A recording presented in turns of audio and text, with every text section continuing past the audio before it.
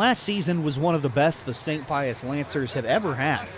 St. Pius captured the I-55 Conference Championship for the first time. The Lancers also came one win away from setting a single-season school record, reaching the Class I District 4 semifinals. It's the third time in the last 4 seasons, and the second time under head coach Dan Oliver, that Pius has won 8 games. Oliver says it's clear, from the way opponents are treating them, that his team is entering an upper echelon. Ever since I've been here, that everybody's kind of seems like we get their best game. Definitely the R7s that are right down the road, and before I got here that was a big rivalry, and I think it probably still is. But it just seems like every sport I've coached here has been, we seem to get everybody's best game, which is great. We kind of should elevate our play as well. And being the guy that with the target on your back is, I guess, a good thing. That means you did pretty well last year, and that people expect you to do well this year, and that's kind of where we want to go. We want to have that expectation from ourselves and from our opponents that when they come here or when we show up there's going to be a good game, and we're maybe not always going to win, but when you get done at the end of the night, you played a good football game, and you're going to be tired, and whatever at the end of the game, you should feel good about your performance. There are some significant graduation losses that St. Pius will need to make up. Nate Rubel was an all-state talent at both linebacker and running back, leading the team in rushing, receiving, and tackles over the last 2 seasons combined. Starters Colin Smith, Michael Argana, and Logan Jacobson are also gone, but there's plenty of talent still left on the Festus campus. Dabrian Moss was finally healthy in 2021 and showed what he can be. The senior led Pius in receiving and finished with over 480 yards from scrimmage, but he believes he's capable of something truly special this year. I think that I need to finish my runs a lot more. I need to hang on to the ball. I had 2-3 drop balls last year. I'm going for no drop balls this year. Definitely need to finish my runs more. And I definitely need to be more aggressive on the defensive end as well. Obviously I learned a lot from Nate Rubel. He taught me how to read holes, how to keep my head down and run. And he taught me a lot at the linebacker position too, how to read, how to stay low, how to tackle, even something as simple as how to tackle. So having Nate there to mentor me, especially for my first year back, from my freshman year, it was a lot of help, and it was a lot of fun. Moss is one of a few returning skill players that will give a new starting quarterback plenty of options.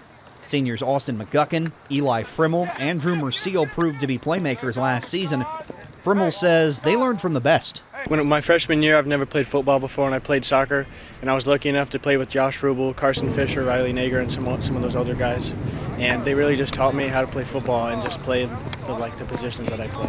I want to make sure that my reads are clean, and also helping the younger guys, build them up a little bit, so when they get to be varsity, they can do the same things that some of us older guys get to do.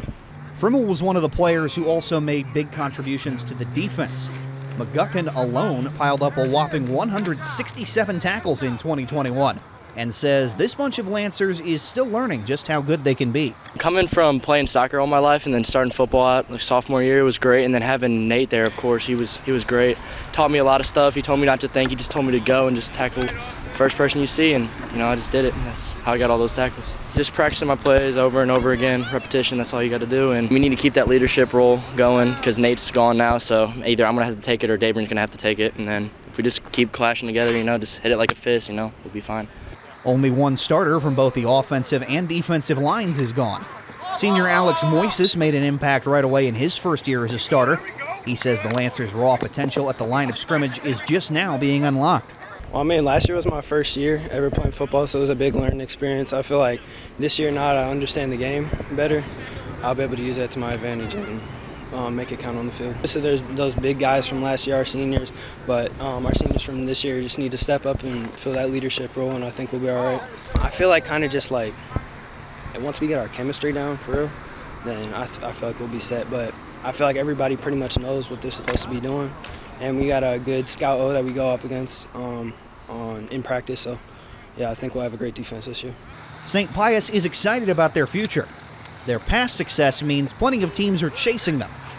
But if the old saying is true, heavy is the head that wears the crown, Frimmel says the Lancers like that weight on their shoulders. I think it's fun because people are because they go into the game like they're ready, and we just show them like what we can do. And I think that really like goes a long way to show them that we're here and we're ready. Personally, I would just like to help my team as much as possible, and for the team in general, I would like to break the record for most wins in a season. Gritty, close wins at Grandview and St. Vincent last year will certainly get the Lancers circled on opponents' calendars. But no Pius victory was more important to winning the I-55 than beating rival Jefferson on a Hail Mary. Moss was the guy who pulled down that winning touchdown, and he wants this season to prove that it's not all once-in-a-blue-moon plays. I've always been an underdog, so I love finally coming out and being a target and people having to look out for me. So it's definitely gonna be fun, and I feel like I feel like a lot of people describe me as like a one-play wonder type thing. So I'm gonna be definitely looking forward to putting on a show this year. At St. Pius, championship football seems here to stay. Oliver says that standard is reflected in a single number. Since I got here, we tied the school record at 8 the first year. Then we got it again last year. And with a large group of seniors, I think that's one of the things that they've talked about, and we've talked about it. You know, we were that close to setting the school record, and how cool would that be? But along the way, you know, we also said we wanted to be conference champs. Well, we did that once, and we'd like to do it again, but we still haven't gotten a district champ. Coach Underwood and Coach Cook were on the last one in '99, and that's too long of a drought. We'd like to end that and start maybe another little streak of something. That, you know, there's a reason why they're hard to get, and you seem to find some pretty tough teams along the way. But you know, if we keep doing what we're supposed to do, and we have some good luck and good fortune, stay healthy, you know, you never know. The Lancers will host Brentwood in the season opener, ready for their time in the spotlight. Reporting for Regional Radio Sports, I'm Nathan Gertz.